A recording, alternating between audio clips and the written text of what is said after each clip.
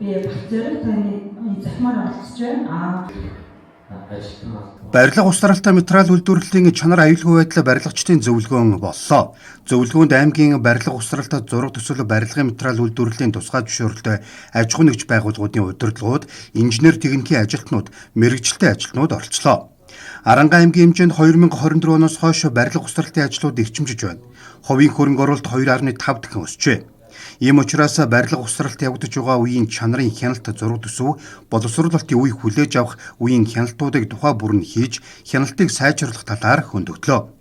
Зөвлөгөөнөөр барилгын салбарт төрөөс баримталж байгаа бодлого авч хэрэгжүүлэх арга хэмжээ, өргөх байгууламжийн аюулгүй ажиллагаа эрсдлээс урьдчилан сэргийлэх, барилга устралтын материалын чанар аюулгүй ажиллагаа, дулааны шийдэл, барилгын салбарт даатгал санхүүжилтийн баталгаа зэрэг мэдээллүүдийг илтгэлээр тавьсан байна.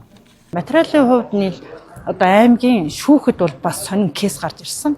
За манай одоо ингээд одоо гэр дотор байгаа энэ орон сууцнд байгаа тавилгын асуудлаас үнэр гарч ийн цавны асуудлыг шинжилүүлэхээр гомдол гаргаад шүүх төгсөн. Тэгэхээр манай одоо байгууллага дээр лаборатори байдаг боловч лабораториг химийн лабораториг өргөжүүлэх бусад гунзар хаалга цонхыг ч гэсэн одоо өргөжүүлэх юм шаардлага гарч ирж байгаа. Тэгээ энэ нь бол аймагаас дарга мөрөг төлбөрт болохоор 2027 оны төсөв тавиулахаар ингээд санал ярьж байгаа.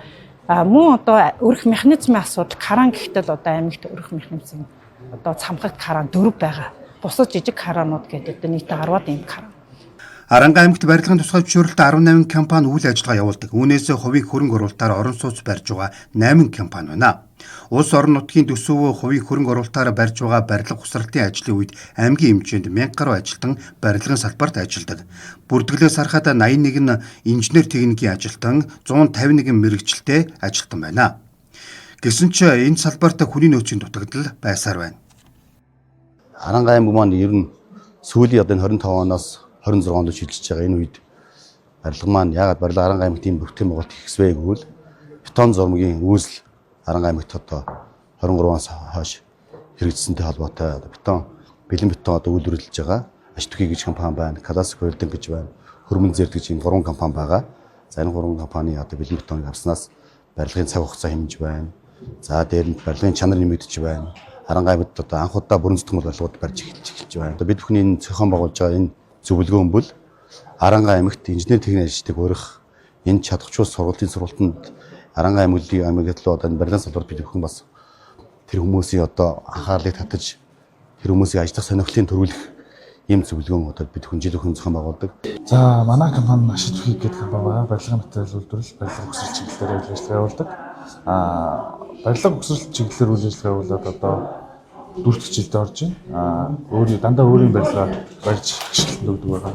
Барилгын материал үйлдвэрлэх тал дээр бол бетон зурмаг боллоо. Бетон зурмаг үйлдвэрлэдэг манайх явган замын автан, авто замын боржуур, явган замын боржуур гэдэг их зэрэг барилгын материал үйлдвэрлээд одоо 5 дахь жилдээ орж байна. Улсын болон хувийн хвшлийн ер нь за нэг 80%, 89% нэмээ юу гэдэг ба бетон зургийг нийлүүлдэг.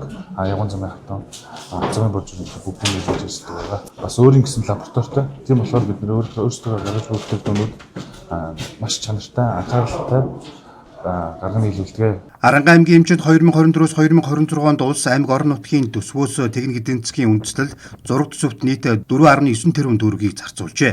Үүнээс өнөөдрийн байдлаар 22 зураг төсөв батлагдаж, бусад техник эдийн засгийн үндэслэл зураг төсвийн ажлууд хийж байна.